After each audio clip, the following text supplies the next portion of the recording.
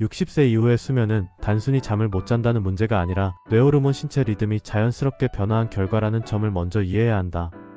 이 시기의 수면 문제를 젊을 때 기준으로 판단하면 대부분 실패한다. 수면 전문의들은 노년 수면을 치료할 때 얼마나 오래 자느냐가 아니라 얼마나 안정적인 리듬과 회복성을 유지하느냐를 가장 중요한 목표로 삼는다. 나이가 들면 뇌의 시상하부에 위치한 생체시계 SCN의 민감도가 떨어지고 밤에 졸음을 유도하는 멜라토닌 분비량이 감소한다. 동시에 깊은 수면서 파수면의 비율이 줄어들어 예전보다 자주 깨고 꿈이 많아지며 새벽에 눈을 뜨는 일이 흔해진다. 이는 병이 아니라 정상적인 노화 과정에 가깝다. 문제는 이러한 변화를 이해하지 못한 채 억지로 잠을 늘리거나 수면제에 의존하면서 오히려 불면이 고착화되는 경우다. 반대로 잠자리에 드는 시간은 엄격히 고정하지 않는다. 노년층에서 가장 흔한 실수는 이제 나이도 있으니 일찍 자야 한다며 졸리지도 않은 상태로 침대에 눕는 것이다.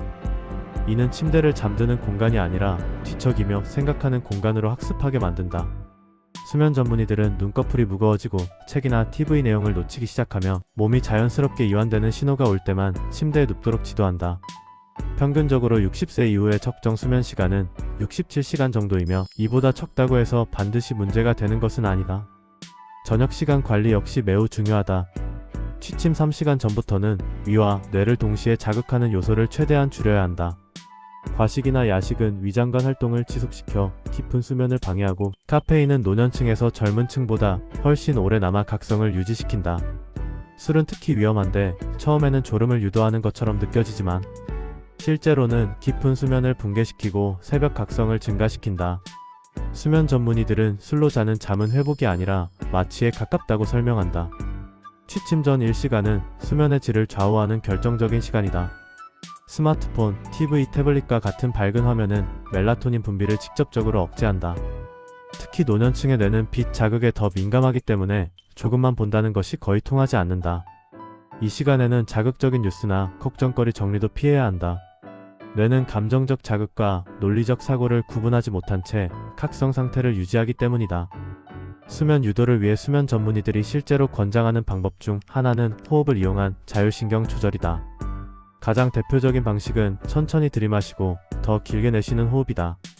들이마심보다 내쉼을 길게 하면 부교감신경이 활성화되어 심박수가 떨어지고 근육 긴장이 풀린다. 특히 새벽에 잠에서 깼을 때 다시 잠들기 위해 애쓰는 대신 호흡에만 집중하는 것이 효과적이다. 다시 자야 한다는 생각 자체가 각성을 유발하기 때문이다. 마지막으로 수면 전문의들이 강조하는 가장 중요한 관점은 기대치 조절이다. 60세 이후의 건강한 수면은 젊을 때처럼 8시간을 깊게 자는 것이 아니다. 밤에 67시간 정도 자고 낮 동안 심한 졸림 없이 일상생활을 유지할 수 있다면 그것이 가장 이상적인 수면이다. 중간에 한두 번 깨는 것은 실패가 아니라 정상이며 이를 과도하게 문제 삼지 않는 태도 자체가 수면의 질을 높인다. 수면은 노력으로 쟁취하는 것이 아니라 올바른 환경과 리듬을 만들어 자연스럽게 허용하는 상태다.